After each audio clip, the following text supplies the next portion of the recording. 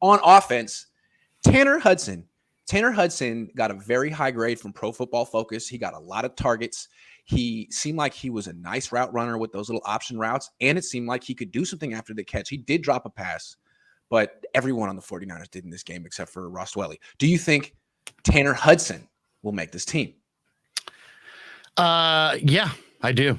I think Tanner Hudson's going to take Dwelley's job. I mean, Tanner Hudson has. First of all, you got to remember he's got a good rapport with Purdy, and this is what happens when you get a backup tight end and a backup quarterback that spent a lot of time playing, running patterns for each other. It was almost like he was in lockstep with Purdy, like these guys played collegiately together.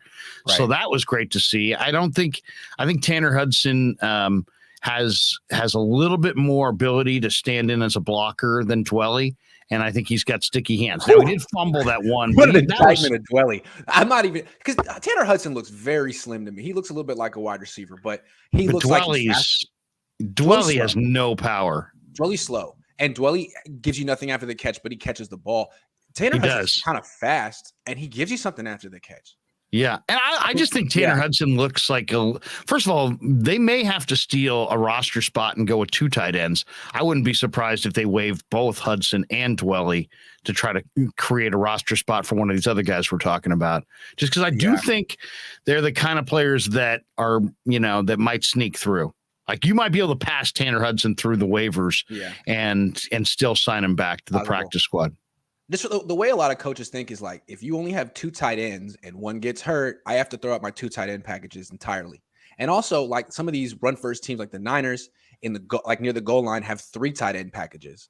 So if you only have 3 tight ends and you lose one of them, you can't do any of that stuff. So I actually think there's a possibility the Niners could keep 4 tight ends and maybe should, because again, this is a team that's going to lead the league in rushing. If they do, maybe Dwelley and Tanner Hudson can make it. I think those guys are kind of neck and neck, but yeah, Hudson's faster. He gives you more after the catch.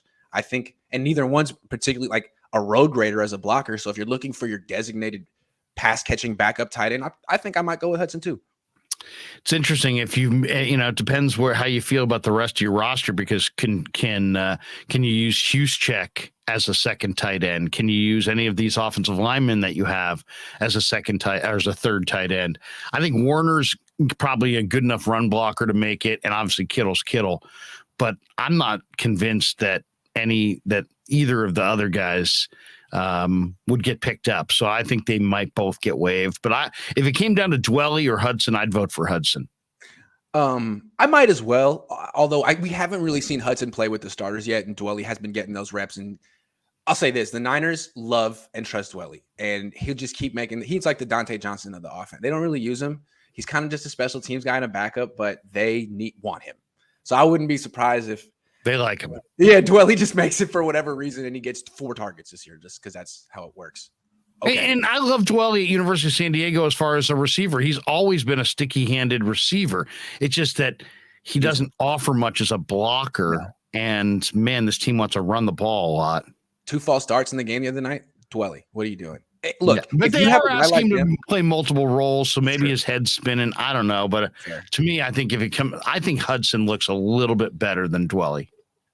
The reason I like Dwelley is if you watch him in camp in the one-on-one drills, he always wins, even though he's slow. It's remarkable. He's kind of like Anquan Bolden in the sense that he kind of lumbers up the field and gives a little shake and a little bit of a push off and always makes the contested catch. And it's remarkable that he can beat starters. And you're thinking there's got to be something you can do with him in your offense, like in the red zone, in the end zone.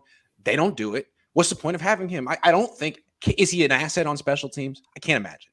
He's a receiving tight end. He's an underpowered receiving tight end. Either throw it to him or don't. Hands. Get it. He might be the guy that he's on the hands team on the onside kick. Maybe that's. But I don't see. I mean, I know he's dependable hands wise, but I don't know.